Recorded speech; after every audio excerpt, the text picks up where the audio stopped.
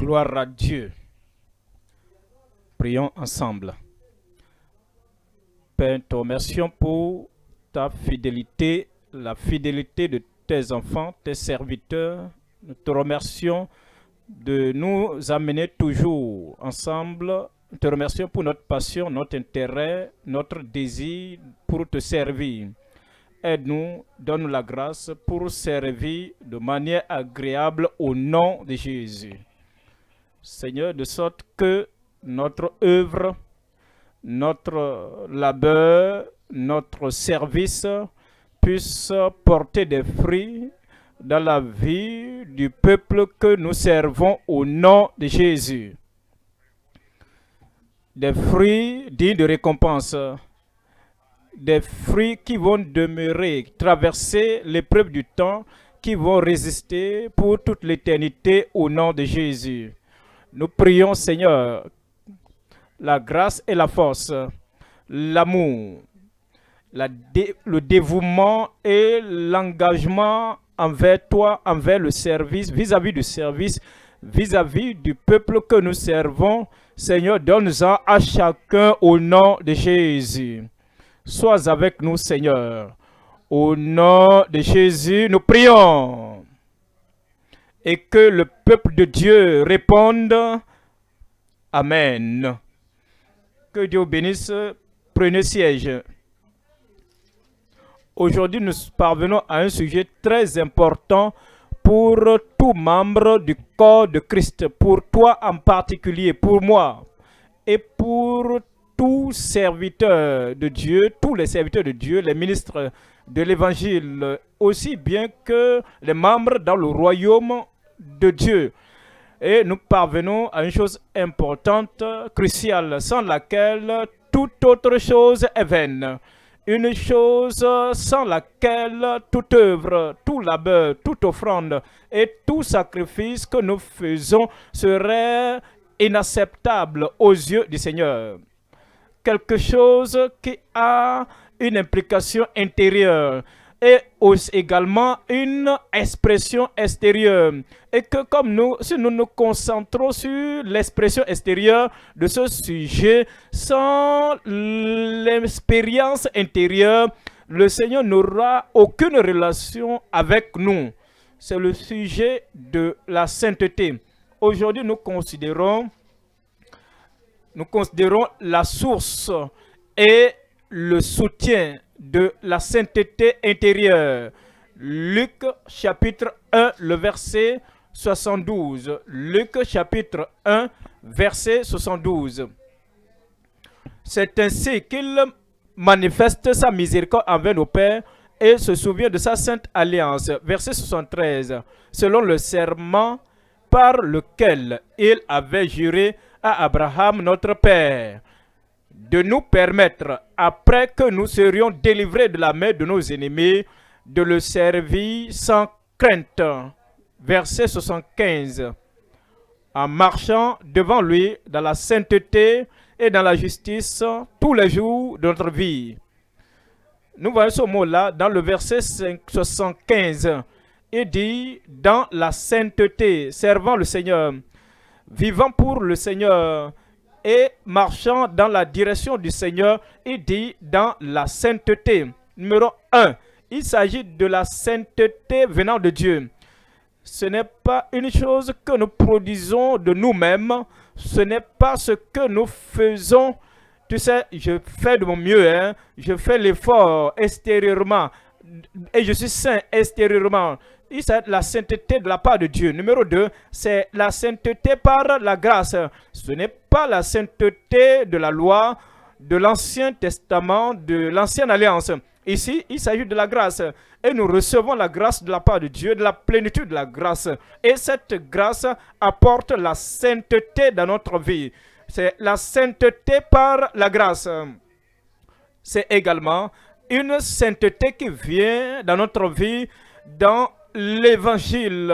Il y a la sainteté de l'évangile. Si vous lisez tout l'Ancien Testament et que vous ne pensez pas au Nouveau Testament, vous dites sainteté, sainteté. La sainteté du prêtre, la sainteté de ces lévites-là,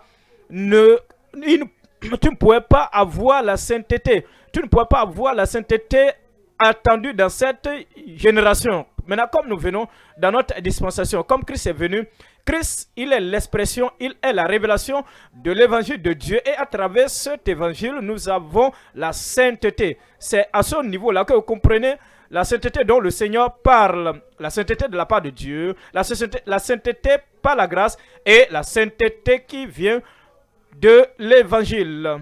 La sainteté qui vient avec la croissance. La sainteté, il nous donne la sainteté. Maintenant, comme nous sommes sauvés et sanctifiés, ensuite nous marchons, nous progressons avec le Seigneur. Comme nous connaissons plus le Seigneur, il se révèle davantage à nous. C'est le désir. Ces désirs sont plus approfondis, plus ancrés. Et comme nous croissons, nous croissons dans cette sainteté. Nous ne croissons pas dans la sainteté, mais nous la recevons par l'œuvre de la grâce. Maintenant, comme nous l'avons, nous croissons dans cette sainteté. Avant de connaître Dieu, nous devons comprendre les exigences de Dieu et aussi les devoirs qu'il nous donne. Nous n'allons pas dire j'étais saint hier et c'était là la limite. Nous devons chercher plus, nous cherchons plus de la révélation et nous ne comptons pas croître dans le Seigneur. C'est la sainteté sans hypocrisie. C'est la sainteté sans la dissimulation. C'est la sainteté sans une chose que vous cachez. Il n'y a pas quelque chose que nous tolérons, quelque chose que nous ajustons. C'est la sainteté en tout temps devant le Seigneur. Ce n'est pas que c'est une chose, je suis comme un amphibien qui est à la fois dans la mer, dans l'eau et sur la terre ferme. Ou bien comme un caméléon, nous voici ici devant ces hommes. Devant cette catégorie de personnes, nous sommes saints et devant une autre, nous sommes souillés. Non, ce n'est pas un type de sainteté qui change de jour en jour, qui change de situation en situation. La sainteté sans hypocrisie, sans déguisement. C'est une sorte de sainteté qui vient avec la gloire. Cela veut dire que vous approchez de la gloire. Plus vous vous approchez de la mort, plus vous prenez de l'âge, alors vous prenez de l'âge dans la grâce, vous comprenez que l'appel peut vous parvenir à tout moment. L'appel peut venir à ceux qui sont jeunes. Quelqu'un peut mourir à 37 ans, quelqu'un peut mourir à 72 ans, quelqu'un peut mourir à 80 ans ou à 90 ans.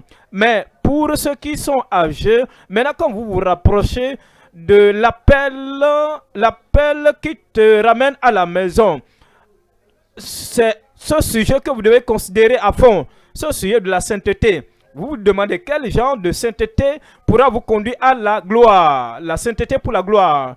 Nous voyons également la sainteté pour la bonté de Dieu. Vous n'allez pas dire que vous avez la sainteté, que vous ne faites pas du bien. Il y a des gens qui disent, qui sont vraiment, vous devez vous comporter comme de bons samaritains. Et vous faites des choses pratiques lesquelles choses qui vont les conduire à comprendre que voici ce que nous pouvons faire pour aider d'autres personnes. La sainteté accompagnée de bonté. Il nous délivre de tous nos ennemis afin que nous puissions le servir sans peur, sans crainte, dans la sainteté et dans la justice devant lui. Ce n'est pas devant votre voisin, devant votre femme, devant votre mari ou devant des gens autour de vous. Vous essayez d'être le meilleur possible. Mais il dit la sainteté et la justice devant lui tous les jours de notre vie. Il n'y a pas des jours de frustration qui vont annuler la sainteté. Il n'y a pas de jours où la colère soit permise. Parce que tous les jours de notre vie, il veut voir cette sainteté de Dieu, cette sainteté de l'évangile, cette sainteté sans dissimulation, cette sainteté qui croit chaque jour, et cette sainteté qui te prépare pour la gloire, et cette sainteté qui te rend bon en tout temps. Alors, il n'y a pas un jour où nous allons dire, oh, aujourd'hui ce jour est différent. Ma frustration est tellement grande. Je pense que je vais permettre un peu de colère. Je veux introduire un peu la jalousie. Je dois vraiment permettre la désobéissance. Je vais tolérer un peu de condamnation. Non, pas du tout. La sainteté est sainteté devant Dieu tous les jours de notre vie. C'est possible. Je dis c'est possible. Lorsqu'il vient et qu'il nous délivre et qu'il nous purifie et qu'il nous rend prêts pour le royaume de Dieu, c'est l'œuvre de la grâce qu'il accomplit dans notre cœur. Voyons Éphésiens chapitre 4. Éphésiens chapitre 4, verset 23. Éphésiens 4, 23. Et soyez renouvelés dans votre intelligence. Il s'agit ici de ce qui est au fond de vous. Ce n'est pas à propos de l'habillement. Oui, c'est bon d'avoir l'habillement. Ce n'est pas que, moi je ne fume pas ceci, je ne mange pas ceci. Cette chose, c'est dans votre esprit. Et dans Éphésiens 4, verset 23, à être renouvelé dans votre intelligence. L'homme pour revêtir l'homme nouveau, à être renouvelé dans l'esprit de votre intelligence et à revêtir l'homme nouveau, créé selon Dieu dans une justice et une sainteté que produit la vérité. C'est la création de Dieu et il produit cela en nous, dans la sainteté, dans la justice. Nous voyons le message en 3 points. Premièrement, nous voyons la sainteté acceptable reçue de Dieu par la grâce. La sainteté acceptable. Ce n'est pas une sainteté fabriquée par l'homme, c'est ce qui vient de Dieu, c'est ce qui est donné par Dieu, ce n'est pas la grâce que nous l'avons. La sainteté acceptable reçue de Dieu par la grâce. Deuxième point, la sainteté artificielle reproduite sans la grâce de Dieu. Quelqu'un vient à l'église et sans avoir été sauvé, il dit, je veux être comme tous les autres membres de l'église. C'est comme si je ne dois pas parler, c'est comme si les chants que vous avez chantés, c'est comme il prend l'image, il se comporte comme nous, il s'habille comme nous, sans la repentance, sans la prière, sans le renouvellement de l'intelligence, et il n'y a pas de changement, il n'y a pas de transformation, il n'y a pas une expérience de Dieu où avec Dieu, il fait seulement les choses, il est en train de singer, d'imiter de manière artificielle ce qu'il appelle sainteté, sans la grâce de Dieu. Deuxième point, c'est quoi? C'est la sainteté artificielle reproduite sans la grâce de Dieu. Troisième point, la sainteté active. Il y a des gens qui parlent de la sainteté, mais ils sont passifs. Ils ne font rien du tout pour le royaume de Dieu. Ils sont là, les mains croisées, les bras croisés. Je suis saint, je ne fais pas ceci, je ne fais pas cela, je ne vais pas là-bas, je ne vais pas ici. Et c'est tout est passif en eux. Rappelez-vous, il nous donnera, qu'il nous permette, afin que lorsque nous serons délivrés de la main de nos ennemis, de le servir sans crainte. Servir le Seigneur, nous servons le Seigneur, nous faisons quelque chose. La sainteté doit faire quelque chose dans le service de Dieu, dans le service de l'humanité, dans le service de tous ceux qui sont autour de nous. Il dit que nous puissions le servir sans crainte, dans la sainteté et dans la justice devant Dieu tous les jours de notre vie. Troisième point, la sainteté active. La sainteté active sauvant les impies pour Dieu. Ceux qui n'ont pas connu le Seigneur, ils sont sans la grâce, ils sont sans Dieu, ils sont coupables. Et la sainteté nous poussera à avoir l'engouement et la passion pour courir, pour suivre ces personnes afin de les secourir. Il s'agit là de la manière dont la sainteté devient active. Nous revenons au point numéro 1.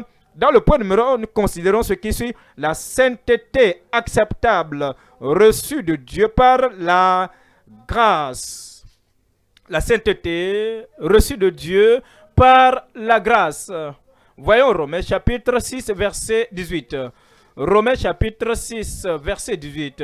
Romains étant donc affranchis du péché. Quelqu'un est affranchi là-bas. Quelqu'un nous donne, quelqu'un nous rend affranchis. Quelqu'un nous donne le pardon. Quelqu'un nous donne la rédemption. Dieu a envoyé son Fils Jésus-Christ en tant que sauveur. Il nous a sauvés. Il nous a affranchis du péché. Et ayant été affranchis du péché, vous êtes devenus esclaves de la justice. Verset 22. Dans le verset 22, mais maintenant, étant affranchis, nous ne sommes pas affranchis nous-mêmes, nous ne pouvons pas nous sauver, nous ne pouvions pas nous sanctifier, nous ne pouvons pas nous rendre saints, mais il dit, mais maintenant, étant affranchis du péché et devenus esclaves de Dieu, vous avez pour fruit la sainteté, la résultante, le résultat. Nous servons, nous avons été rachetés par Dieu et maintenant nous avons été refaçonnés, nous avons été remodelés et totalement transformés par Dieu. Maintenant, il y a le fruit de la sainteté et pour fin la vie éternelle. Nous considérons cette sainteté. Je veux vraiment l'épeler pour que nous ne soyons pas dans le doute, dans les ténèbres, pour dire qu'est-ce que la sainteté. Comment puis-je savoir si j'ai la sainteté ou si je ne l'ai pas? Voyons, la sainteté en anglais, c'est H. H. Le H, ici, c'est le cœur purifié par Dieu, Acte chapitre 15. Le cœur purifié par Dieu, Acte 15, verset 9. Acte chapitre 15, verset 9. Il n'a pas fait de différence. Il n'a fait aucune différence entre nous et eux, ayant purifié le cœur par la foi. Ayant purifié le cœur par la foi. Nous sommes sauvés, nous sommes nés de nouveau, nous sommes des enfants de Dieu. Nous savons qu'à l'intérieur, Dieu regarde, considère le cœur, les pensées qui sont dans le cœur, les imaginations dans le cœur, les plans qui sont en train d'être là-bas, d'être en train de faire quelque chose là-bas, la passion que nous avons. Alors nous avons besoin de la touche de purification de Dieu afin qu'il puisse préparer notre cœur, pour qu'il puisse rendre notre cœur. Après tout, ce n'est pas le corps qui va au ciel, le corps va dans le tombeau, c'est le cœur, c'est l'âme, c'est l'homme intérieur qui ira à Dieu. C'est pourquoi nous devons prêter attention. Dieu a besoin de purifier ce cœur par la foi. Il n'a fait aucune différence entre nous et eux, ayant purifié le cœur par la foi. Aucune différence entre les juifs et les païens. C'est lui qui purifie le cœur par la foi. Maintenant, si nous devons voir Dieu, dans Matthieu chapitre 5, verset 8, heureux ceux qui ont le cœur pur. Heureux ceux qui ont le cœur pur. Ce mot, c'est ce que Dieu cherche. L'expression extérieure, c'est bon, mais ce n'est pas suffisant. L'expression, c'est remarquable, mais ce n'est pas assez suffisant. Mais ce que le ciel reconnaît, ceux qui sont totalement, pleinement, qui appartiennent au Seigneur, c'est que notre cœur est purifié.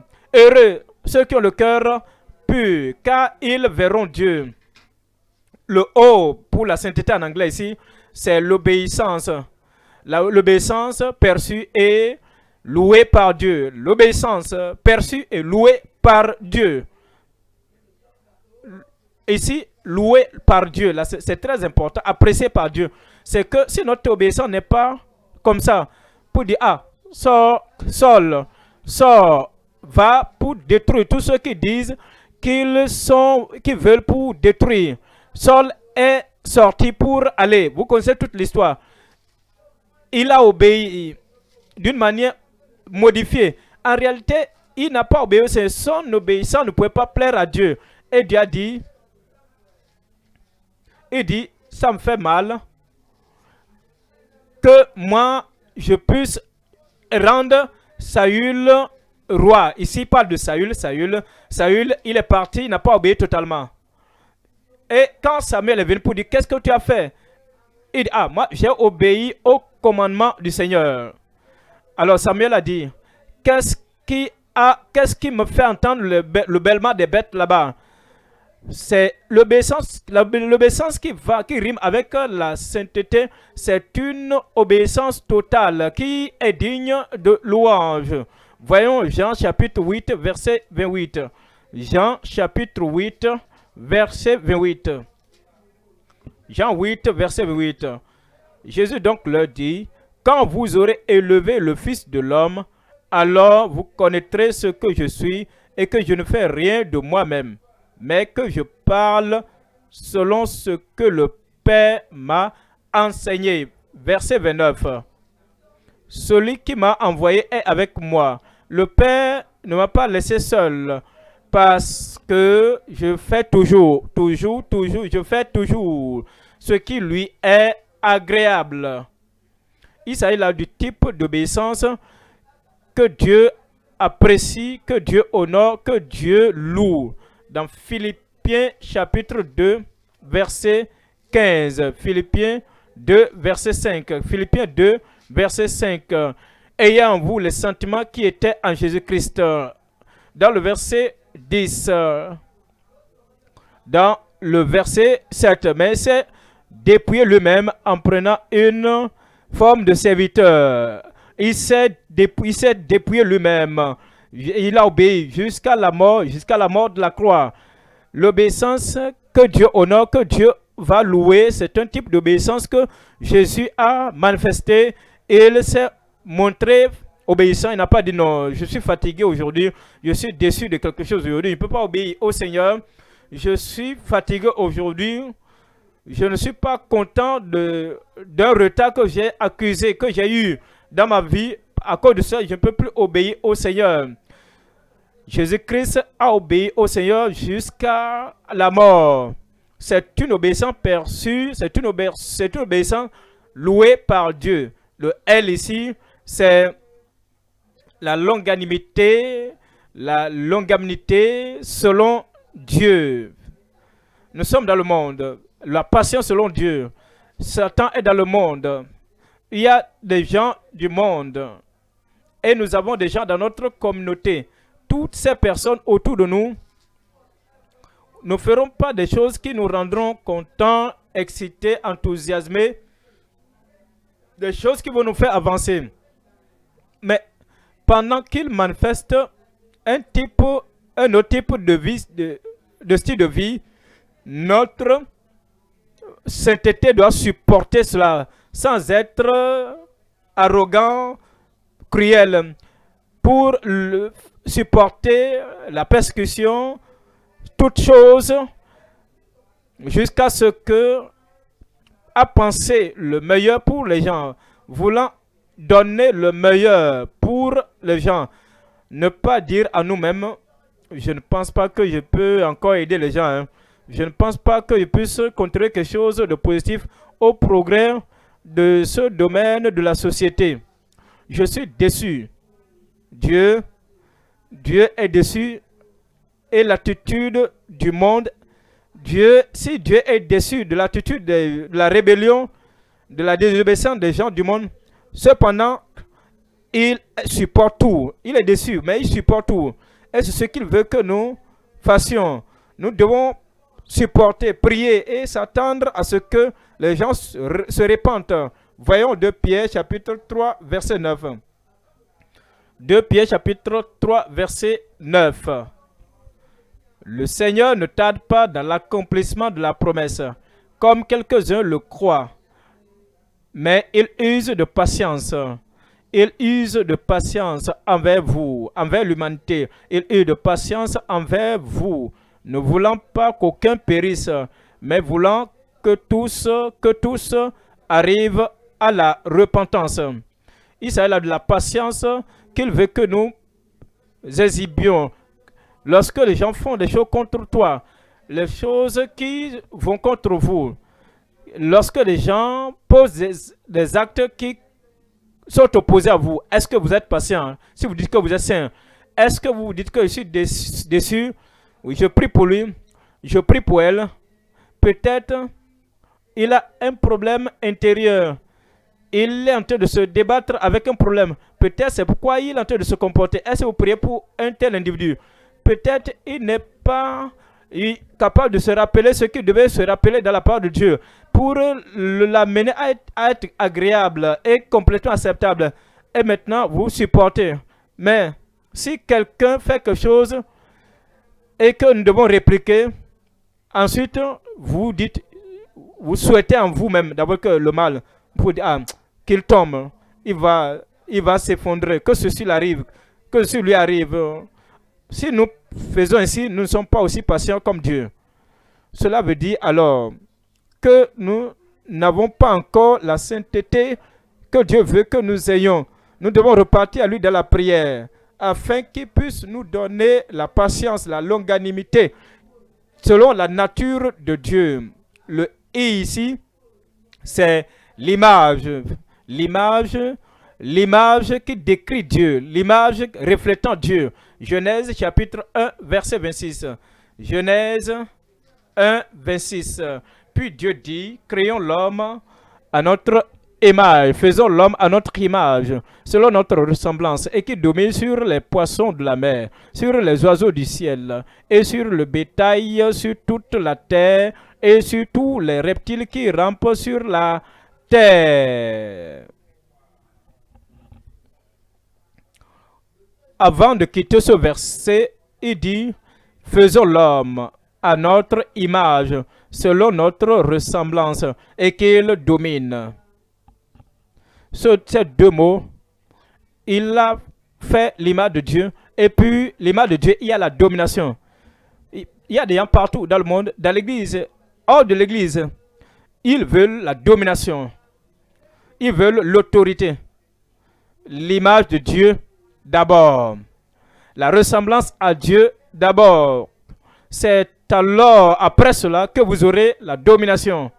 Si vous avez la domination sans avoir l'image de Dieu, alors vous allez utiliser cette domination d'une manière non scripturaire. Vous serez saoulé de pouvoir, de puissance, d'autorité, conscient de votre autorité. Partout où vous allez, vous êtes autoritaire. C'est l'autorité et la domination. Mais lorsque vous avez d'abord l'image de Dieu, qui fait partie de la sainteté, et que vous exhibez cette sainteté de Dieu, cette image de Dieu, vous exprimez cette image de Dieu, alors votre domination, votre autorité, votre puissance sera modérée par cette image de Dieu et cette nature de Dieu. Voyons dans le verset 27.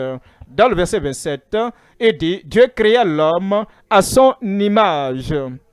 Il le créa à l'image de Dieu. Il créa l'homme et la femme.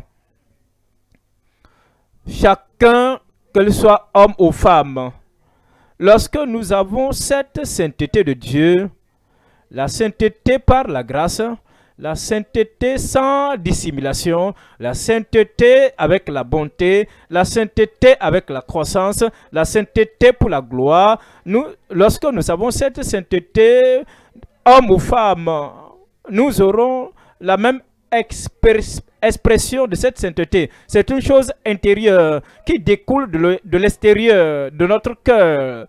Voyons, Romains chapitre 8, 29. Romains 8, 29. Romains 8, 29.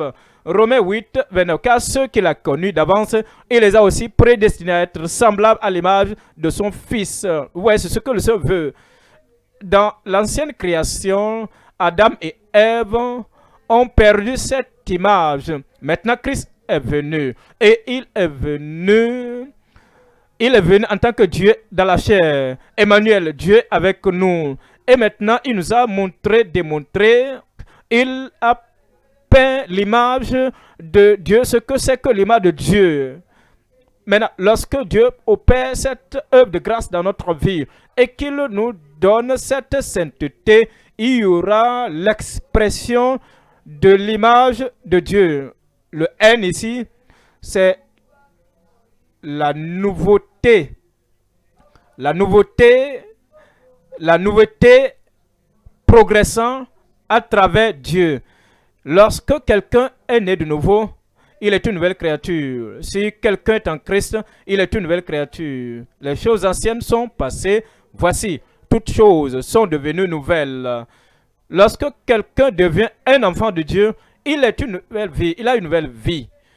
Maintenant, il continue d'étudier la Bible. Il continue d'apprendre la parole de Dieu. Il continue de voir la volonté de Dieu. Et comme il croit dans la connaissance de Dieu, il est en train maintenant de progresser dans la nouveauté de vie. Ah, je ne connaissais pas cet aspect avant, je l'amène à moi. Je n'avais pas vu cela avant, je l'amène maintenant dans ma vie.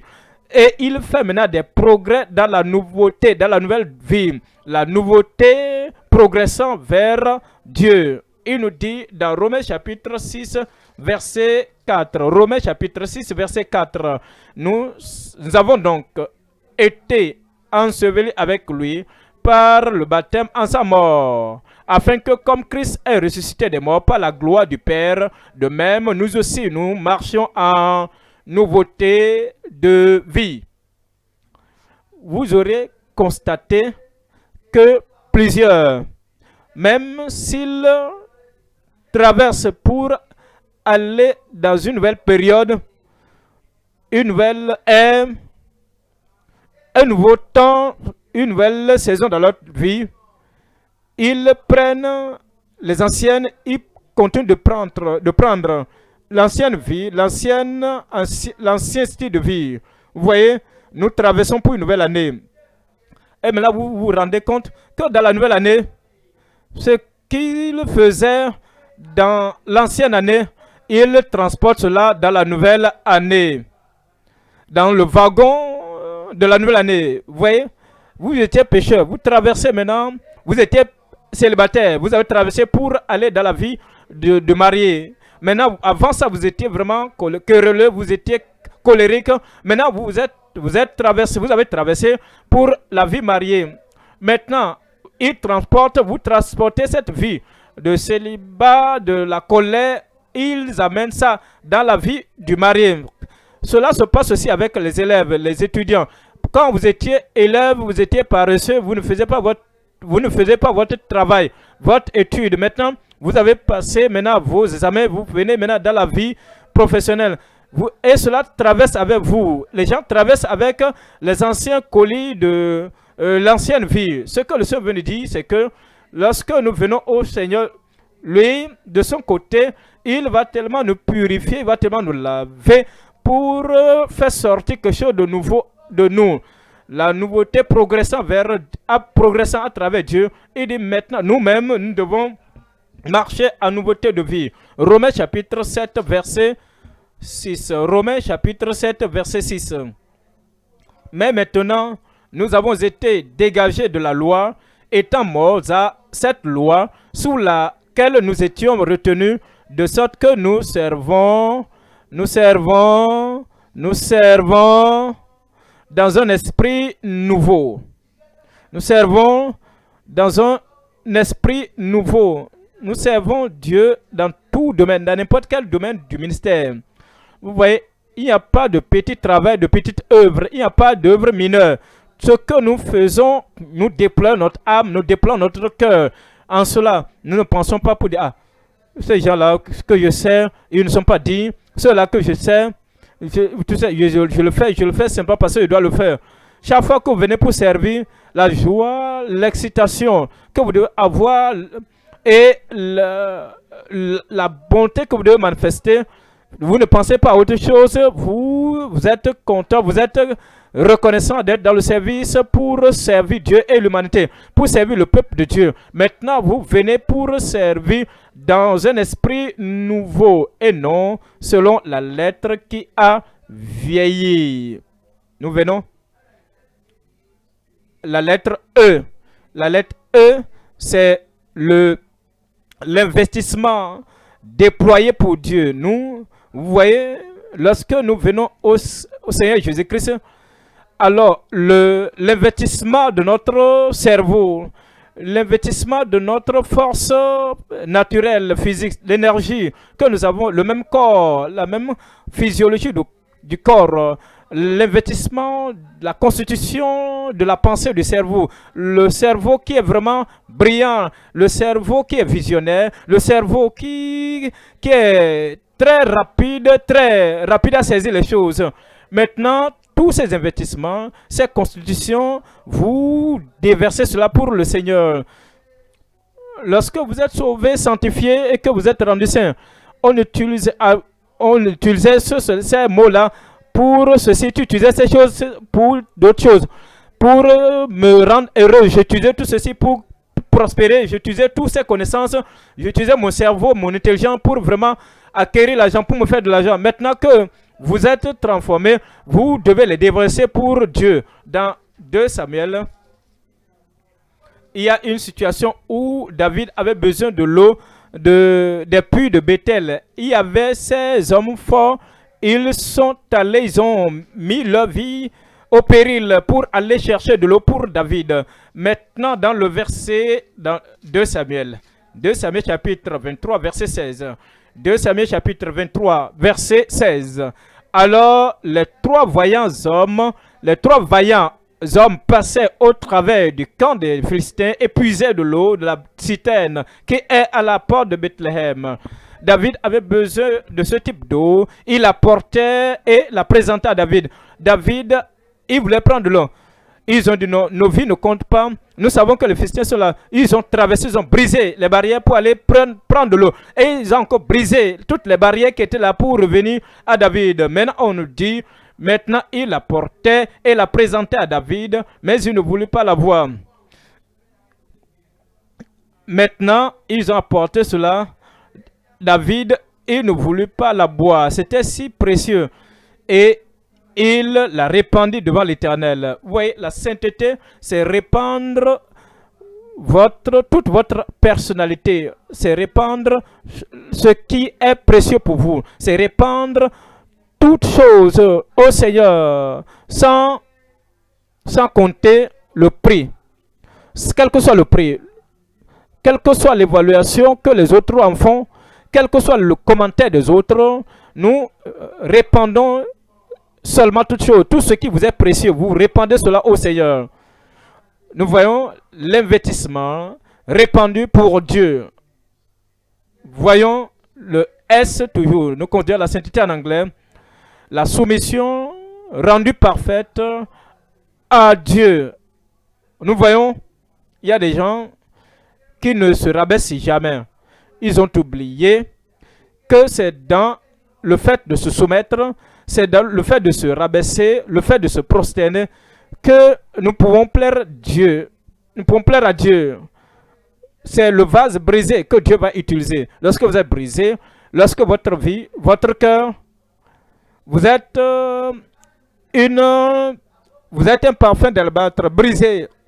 Maintenant, lorsque vous êtes intact, raide, rigide, votre nature humaine intacte, votre passé est intact et votre disposition, vos interactions avec les gens c'est intact et vous ne vous rabaissez jamais pour quoi que ce soit, pour qui que ce soit et même Dieu.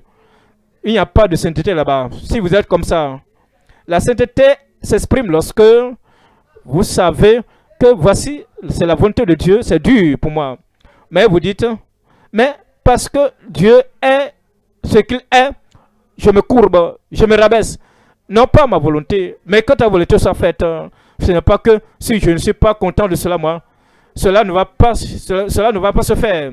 Si moi, je ne fais pas partie de cela, de la décision, si je ne fais pas partie du jury qui prend la décision, moi, je ne peux même pas contribuer. Non, vous vous prosternez, vous vous rabaissez. Les autres ont décidé, conduits par l'Esprit de Dieu, pour dire voici la voie, la direction à prendre. Voici ce qu'il faut faire. Et pour ce temps maintenant, voici dans la nouvelle année de votre vie, vous dites Seigneur, dans les années passées, j'étais tellement rigide, j'étais tellement direct, raide, j'étais vraiment un homme inflexible, très dur avec tout le monde. Mais maintenant, je veux me rabaisser, je veux me courber, je veux me soumettre. Comme nous parlons de la sainteté, c'est ce genre de sainteté dont nous parlons qui apporte la soumission rendue parfaite par Dieu. Voyons dans Jacques chapitre 4 verset 7. Jacques chapitre 4 verset 7. Vous soumettant au Seigneur. Jacques 4 verset 7. Soumettez-vous donc à Dieu. Résistez au diable et il fuira loin de vous. Il y a deux parties dans ce verset-là. La première partie c'est soumettez-vous donc à Dieu. Maintenant, il vous donnera la grâce, plus de grâce. Mais si vous ratez la première partie, Satan frappe à votre porte et que le diable veut détruire et anéantir votre vie, alors vous vous levez, vous dites, je résiste, je résiste. Cette résistance-là ne pourra pas être soutenue par Dieu. Elle ne pourra pas être supportée, ne pourra pas être assistée par Dieu parce que vous n'êtes pas soumis à Dieu. Vous vous soumettez vous-même à Dieu d'abord. Ensuite, quand vous vous êtes soumis à Dieu, alors, si le diable apporte quelque chose, il vous fait sortir quelque chose de son sac, vous pouvez résister à cela parce que vous êtes parfaitement, totalement soumis à Dieu. Nous voyons le S qui suit, c'est la pratique scripturaire proclamée par Dieu.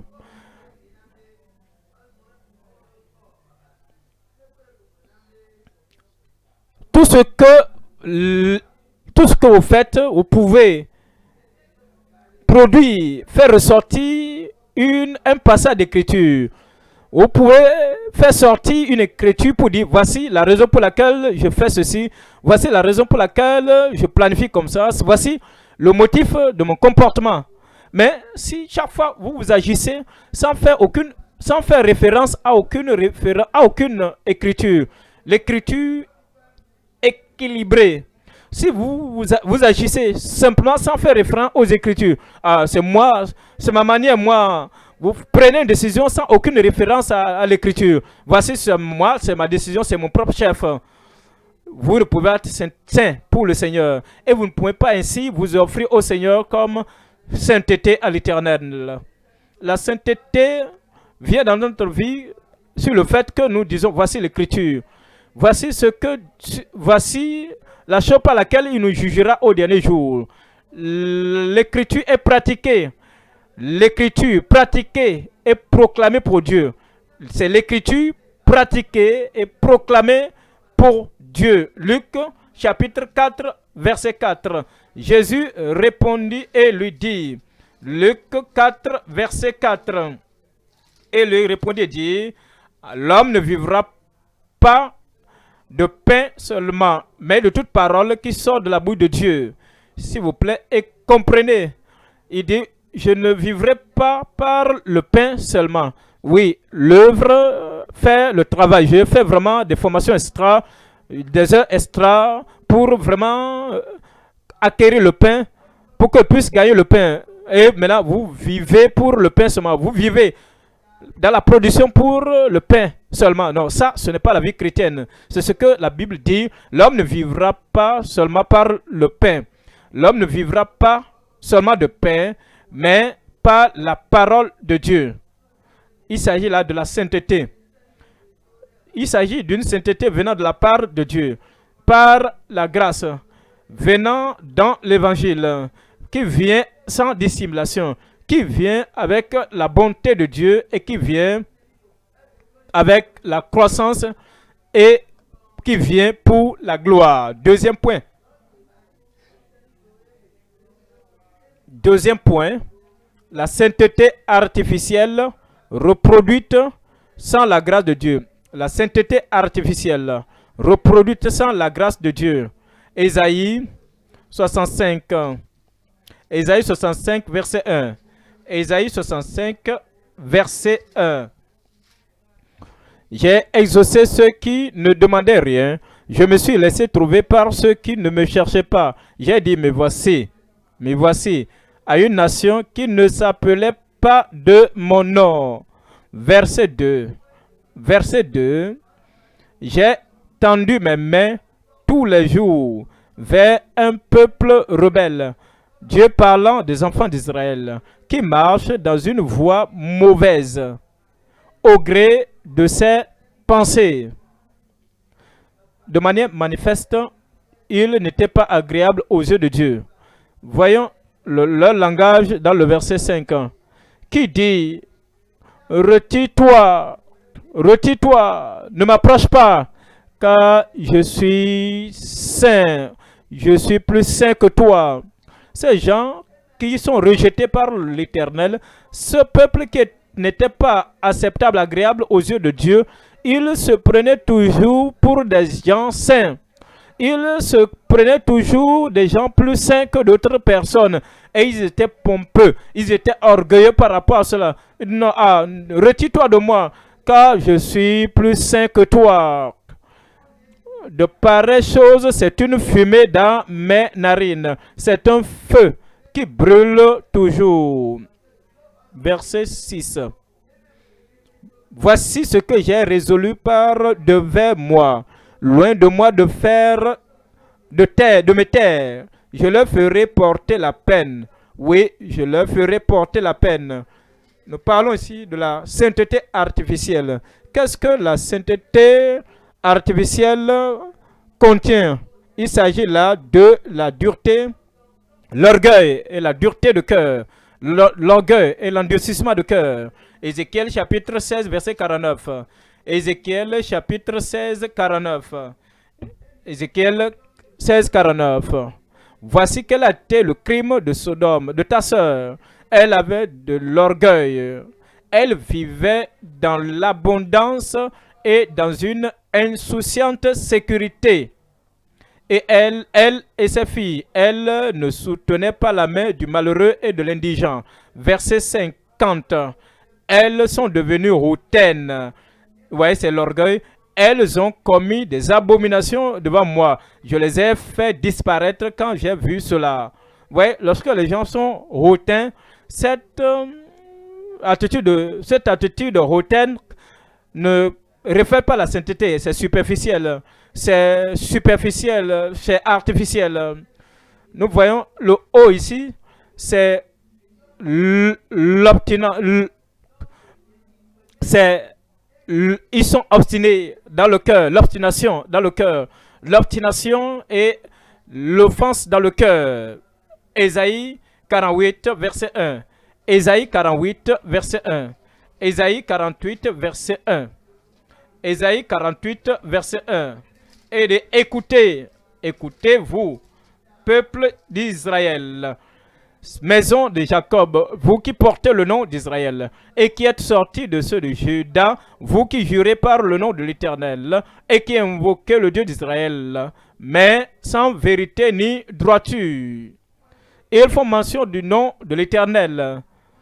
Ils apparaissent être religieux. Ils montrent, ils professent la sainteté. Verset 2. Car ils prennent le nom de la ville sainte et ils s'appuient sur le Dieu d'Israël, dont le nom est l'Éternel des armées. Verset 4. Dans le verset 4, sachant que tu es endurci, obstiné, sachant que tu es endurci, c'est la nature humaine. La nature humaine qui n'est pas brisée, la nature humaine qui n'est pas lavée, la nature humaine qui n'est pas transformée. C'est cette dépravation. Il dit à cause de cela, sachant que tu es endurci, que ton cœur est une barre de fer et que tu as un front d'airain. Verset 8. Dans le verset 8. Tu n'en as rien appris. Tu n'en as rien appris. Tu n'en as rien su. Tu n'en as rien su. Et jadis, ton oreille n'en a point été frappée, car je savais que tu serais infidèle et que dès ta naissance, tu fus appelé rebelle. Combien de personnes ne vont pas à l'église et même lorsqu'ils étaient nés, même dans l'église, ils vont avec la rébellion, avec l'endurcissement et tout cela reste. Ils ont été même baptisés en tant qu'enfants, mais l'endurcissement, l'obstination demeure. Ils font la confirmation dans l'église, mais l'obstination, l'endurcissement demeure.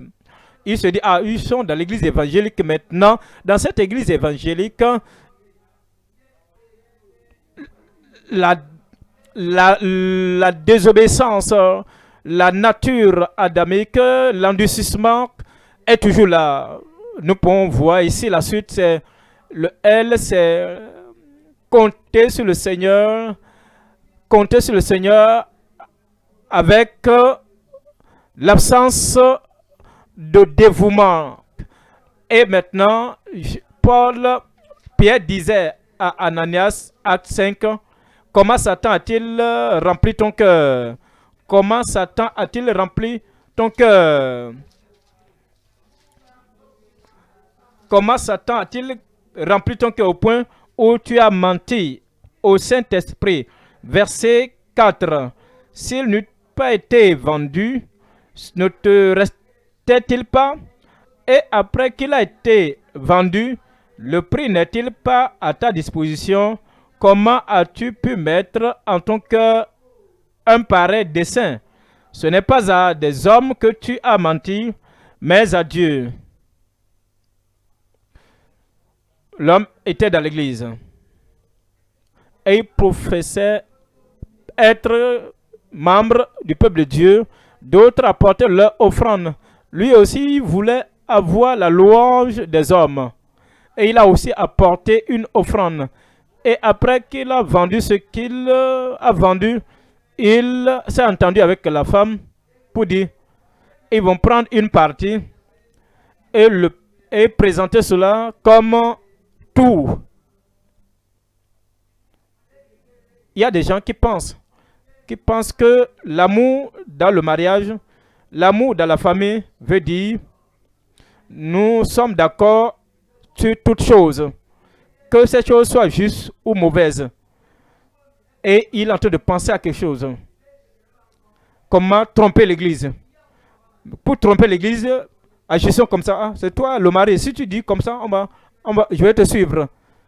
Si jamais on te demande, est-ce que quelque chose s'est passé en ce temps ou à un autre moment, d'une manière ou d'une autre, ce que tu dois leur dire, voici, parce que tu dois me couvrir, je suis ton mari, tu dois leur dire ceci ou cela. C'est ce qui est arrivé à Ananias et Saphira. Vous voyez, maintenant, le salut est personnel, c'est une affaire personnelle. La sanctification est une affaire personnelle. Aller au ciel est une affaire personnelle. Recevoir l'approbation de Dieu, c'est une affaire personnelle. Oui, le mariage, mari et femme, ne vient pas pour empêcher la sainteté, la sanctification. Lorsque vous mourrez, vous mourrez seul. Vous ne mourrez pas avec votre femme. À moins que vous entendez, vous prenez le poison ensemble et vous allez en enfer ensemble. Mais alors, la femme va mourir seul, l'homme mourra seul, le mari mourra seul. Alors, la sainteté est personnelle.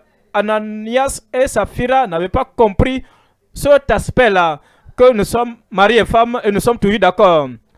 Ils étaient en union pour mentir au Saint-Esprit. La sainteté artificielle, le mensonge, mentir, le point c'est mentir au Seigneur sans cœur. Mentir au Seigneur. Pierre lui dit, ce n'est pas à des hommes que tu as menti, mais à Dieu. Verset 5. Il nous raconte ce qui s'est passé après un tel mensonge. Actes des Apôtres, chapitre 5, verset 5. Ananias, entendant ces paroles, tomba et expira. Une grande crainte saisit tous les auditeurs. La femme vint plus tard. Vous connaissez l'histoire. Et on nous dit dans le verset 8. Acte chapitre 5, verset 8. Pierre lui adressa la parole. Dis-moi, est-ce à un tel prix que vous avez vendu le champ? Oui, répondit-elle, c'est à ce prix-là. Si nous deux, nous disons la même chose, Pierre, tu ne sais pas que c'est la vérité si nous deux, nous disons la même chose, ce n'est pas toujours vrai. Voyez le verset 9.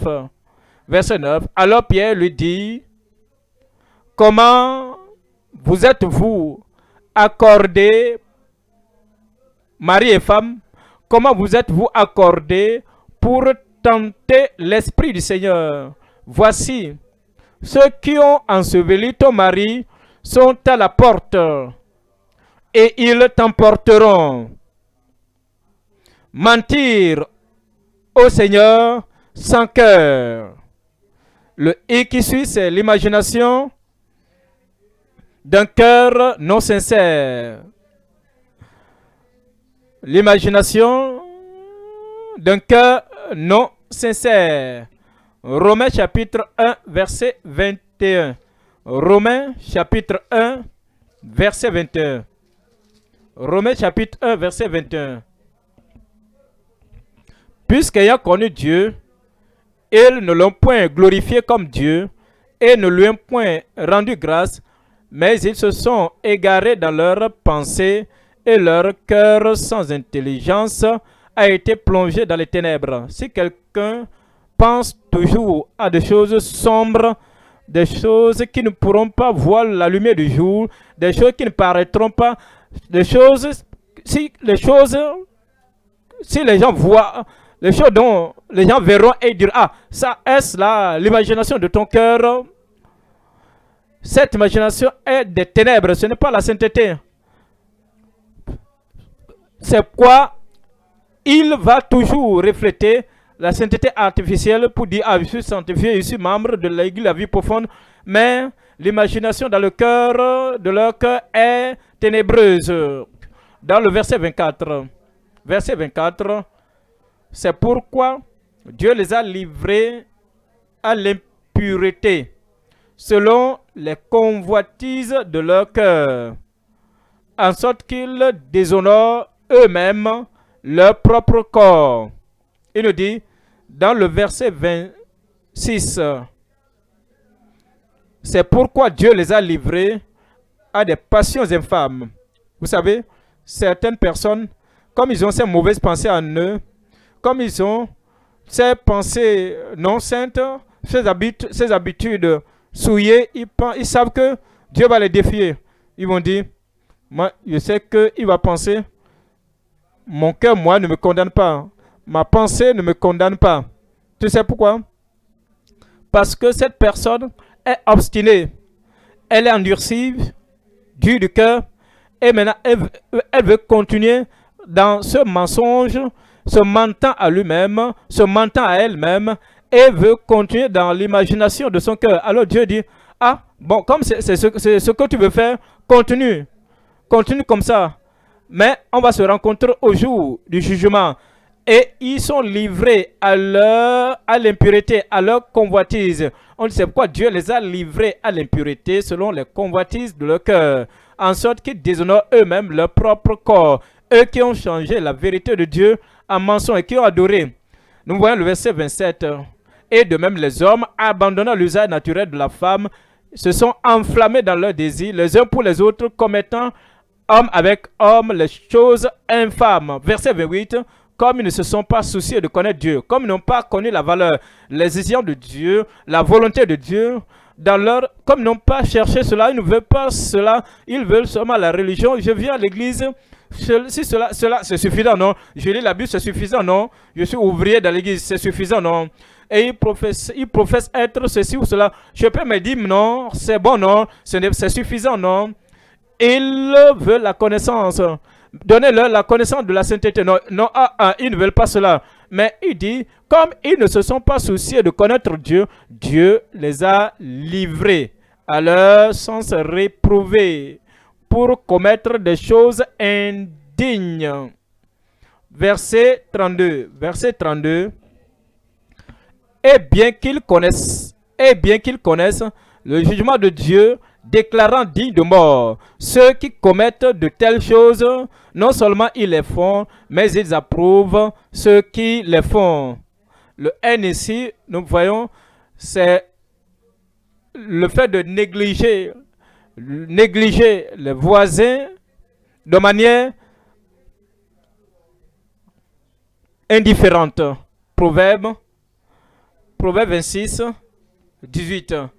Proverbe 26, 18. Proverbe 28, 18.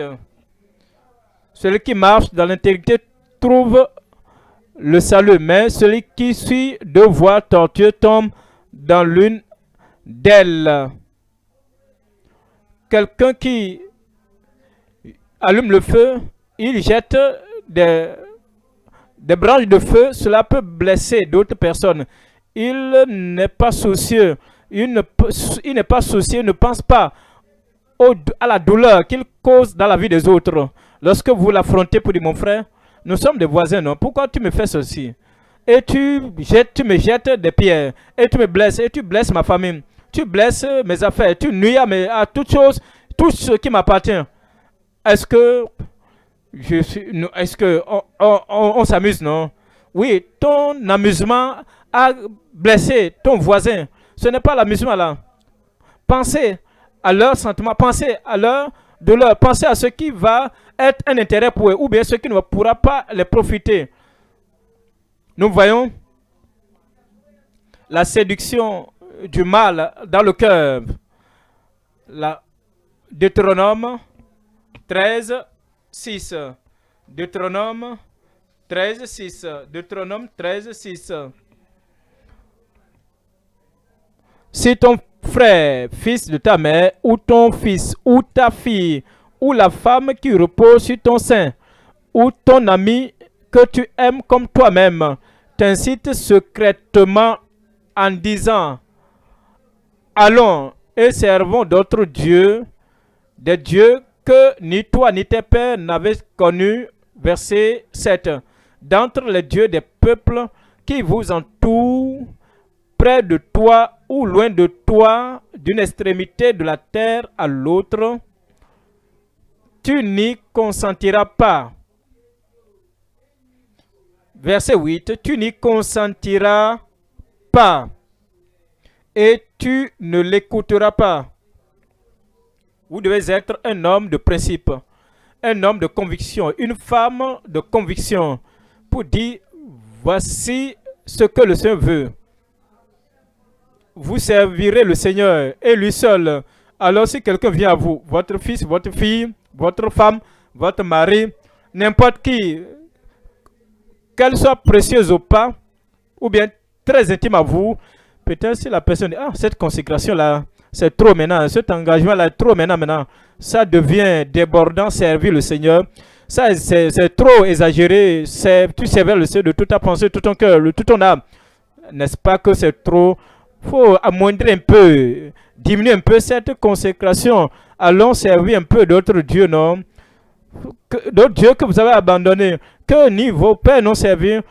Il dit, non, quelle que soit cette personne-là, peu importe son intimité, sa proximité avec vous, il dit, tu n'y consentiras pas et tu ne l'écouteras point. Maintenant, il parle de la lettre suivante. S, c'est la satisfaction sans la sanctification du cœur. La satisfaction sans la sanctification du cœur. Genèse 33, verset 9. Genèse 33, 9. Ésaü a dit à j'ai assez. Jacob, garde tout ce qui est à toi. Garde cette provision, garde tout cela.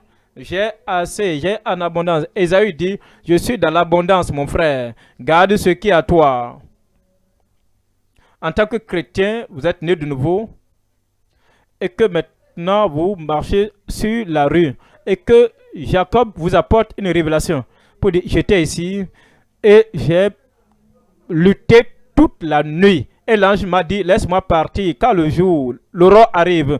Et je lui ai répondu, je ne te laisserai pas partir, à moins que tu ne me bénisses, à moins que tu ne changes mon nom. Et il a changé mon nom, il a changé ma nature, il a changé toutes choses au fond de moi. Maintenant, je peux te raconter mon histoire. Je peux te dire que cela peut t'arriver.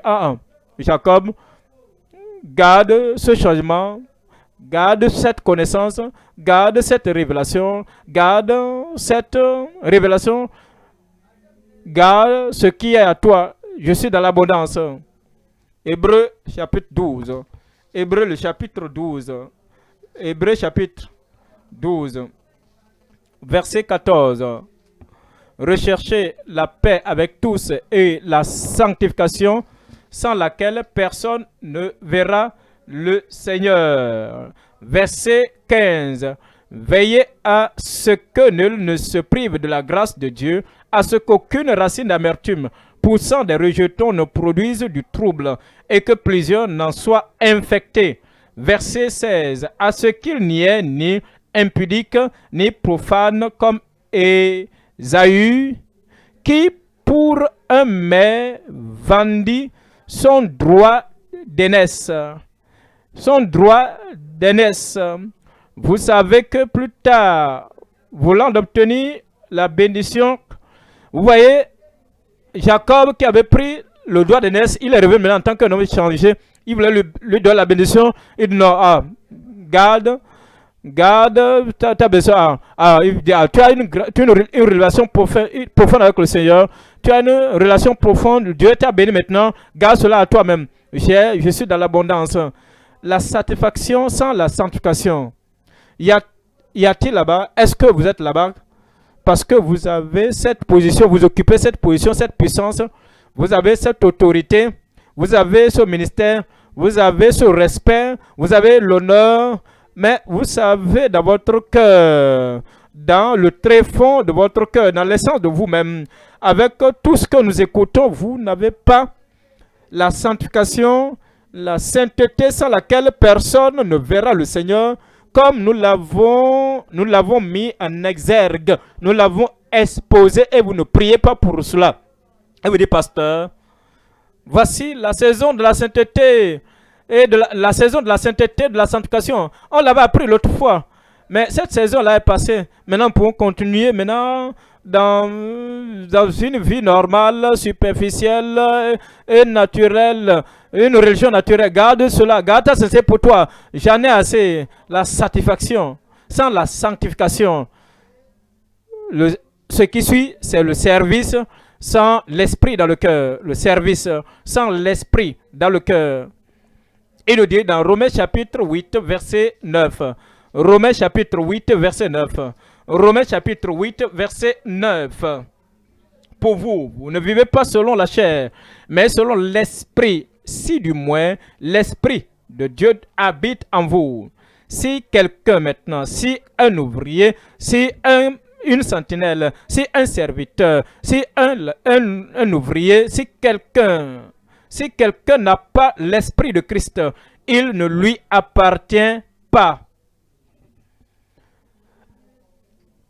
Posséder l'esprit, ayant l'esprit, lorsque nous venons pour servir le Seigneur, c'est cet esprit qui nous pousse, c'est cet esprit qui nous contraint, c'est cet esprit qui nous soutient, qui nous pousse à servir le Seigneur. Nous sentons, nous savons, nous l'expérimentons.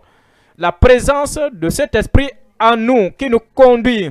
Alors ce n'est pas que un service artificiel, ce n'est pas une sainteté artificielle que nous présentons devant le Seigneur. Dans Jude chapitre 1, verset 19. Jude, verset 19.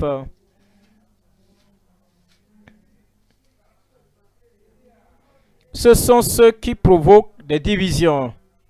Hommes sensuels, n'ayant pas l'esprit. Allons au troisième point. Maintenant, troisième point. La sainteté active, secourant les impies ou sauvant les impies pour Dieu. La sainteté active, si la sainteté est présente, elle sera active. Nous l'avons obtenue, nous voulons que d'autres l'obtiennent. Nous sommes sauvés, nous voulons que d'autres soient sauvés. Nous sommes nés de nouveau et nous brûlons de désir. Nous voulons que d'autres soient nés de nouveau. Également, la sainteté active qui sauve d'autres personnes, des personnes impies sans la grâce pour Dieu. Dans Marc chapitre 16, verset 15. Marc chapitre 16, verset 15. Allez par tout le monde et prêchez la bonne nouvelle à toute la création. Maintenant, lorsque nous disons que nous sommes saints, et que Christ a dit, allez par tout le monde et prêchez la bonne nouvelle à toute la création, et que nous traînons les pas en arrière, et que nous nous asseyons, nous ne nous levons pas, nous n'allons pas, et nous ne prêchons pas l'évangile à toute la création. Nous ne sommes pas saints, parce qu'il a ordonné, si nous sommes saints, nous allons obéir. C'est le commandement du Seigneur. Dans Luc chapitre 6, verset 46. Luc chapitre 6, 46. Luc 6, 46. Pourquoi m'appelez-vous Seigneur, Seigneur, et ne faites-vous pas ce que je dis? Est-ce là votre interprétation de la sainteté? Vous ne faites pas ce que je dis, et cependant vous dites que vous m'appartenez, et vous dites que vous êtes saint. Il s'agit de la sainteté active. Le H ici, c'est moissonner pour Christ, avec Christ, comme Christ. Moissonner pour Christ, avec Christ, comme Christ. Moissonner pour Christ. Moissonner pour Christ, avec Christ, comme Christ. Voyons dans Jésus le dit, Jean chapitre 4, Jean 4, 36. Jean 4, 36, et dit, ma volonté est le faire. 34, ma nourriture est de faire la volonté de celui qui m'a envoyé et d'accomplir son œuvre. Verset 35, ne dites-vous pas qu'il y a encore 4 mois jusqu'à la moisson? Voici, je vous le dis, levez les yeux et regardez les champs qui déjà blanchissent pour la moisson. Moissonnez pour Christ, moissonnez pour Christ, avec Christ, comme Christ. Luc chapitre 10, verset 2. Luc chapitre 10, verset 2. Il a dit, la moisson est grande, mais il y a peu d'ouvriers. Priez donc le maître de la moisson d'envoyer des ouvriers dans sa moisson. Priez donc le maître de la moisson d'envoyer des ouvriers dans sa moisson. Verset 3. Partez. Voici, je vous envoie comme des agneaux au milieu des loups. Je vous envoie comme des agneaux au milieu des loups. Dans le verset 9. Verset 9. Guérissez les malades qui s'y trouveront et dites-leur, le royaume de Dieu s'est approché de vous. Le haut ici, c'est surpasser, surmonter la fausseté avec sa commission. Il y a des gens qui ont la commission de Satan, ils travaillent pour Satan et ils sont en train de courir. Ils sont en train de courir pour...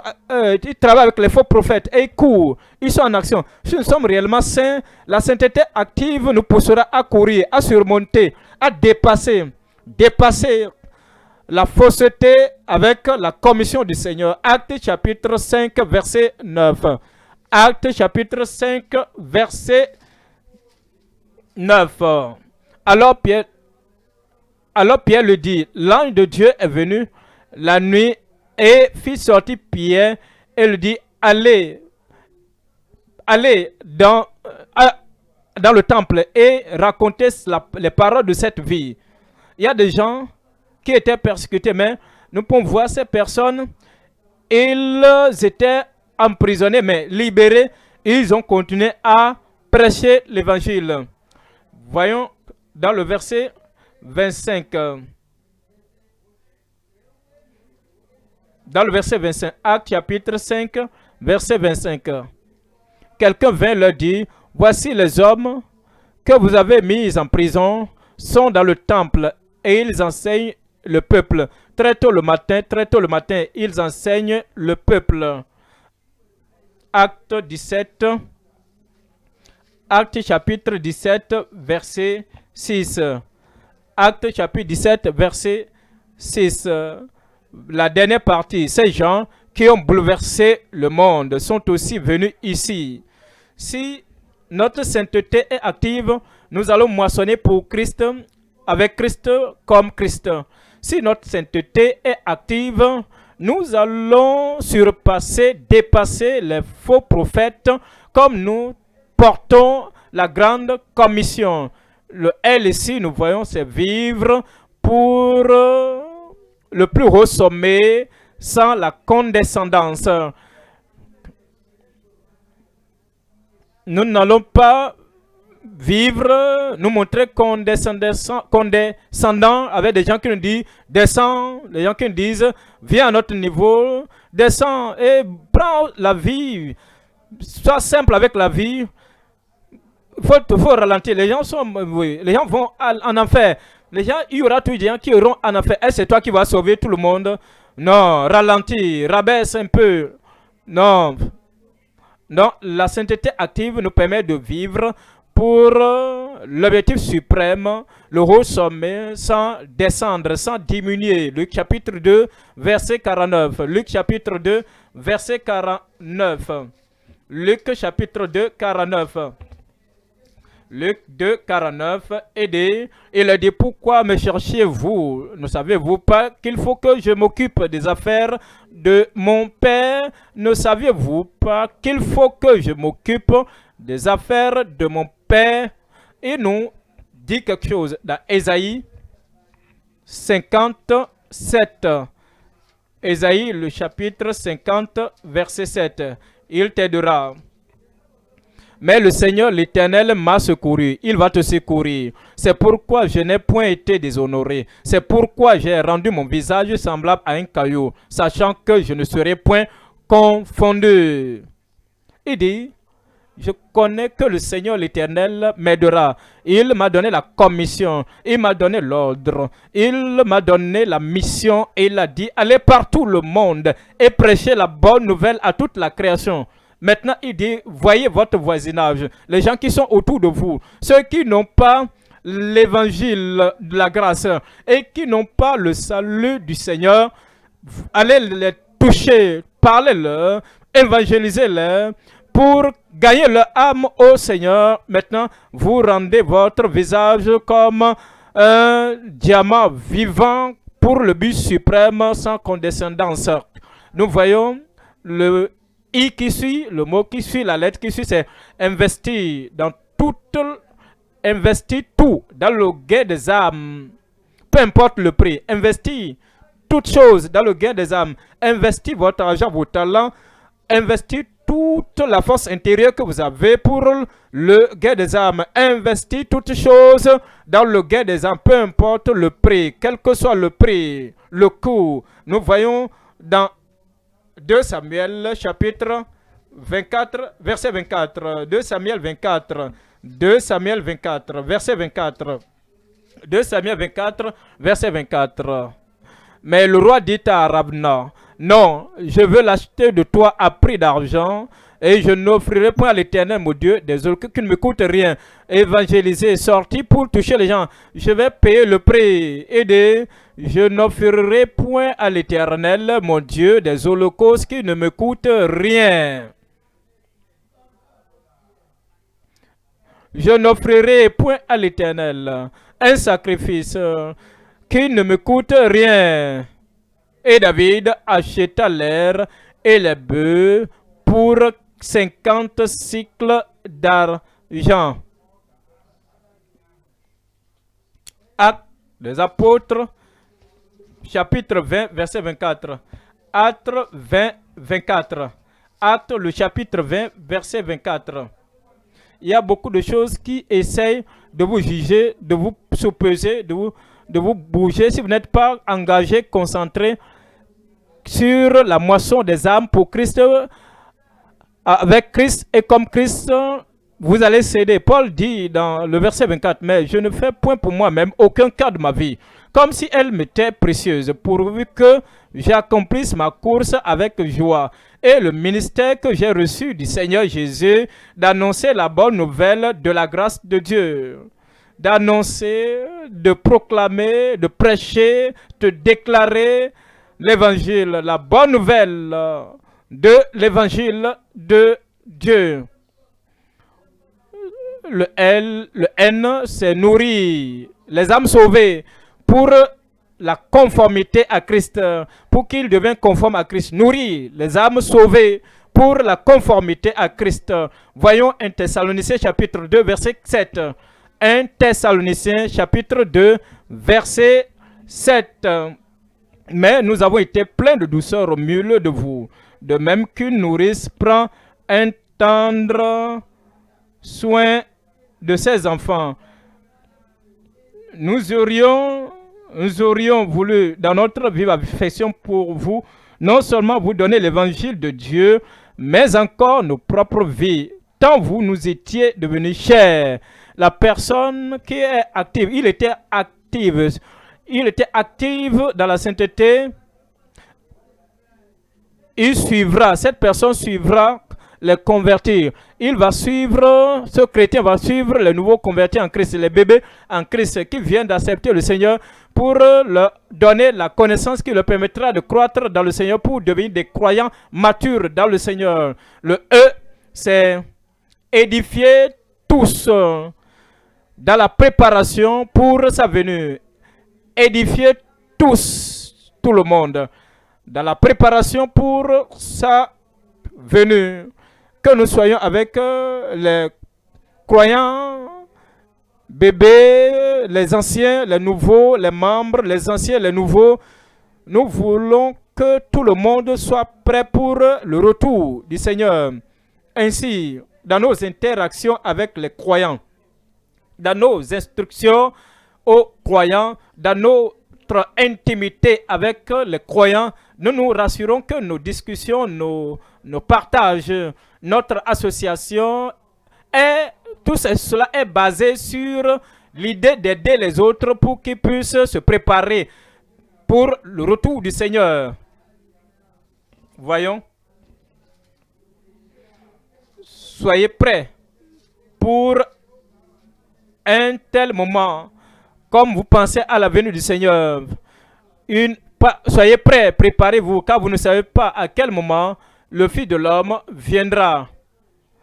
Apocalypse chapitre 19. Apocalypse chapitre 19, verset 7. Réjouissons-nous et soyons dans l'allégresse et donnons-lui gloire, car les noces de l'agneau sont venues et son épouse s'est préparée.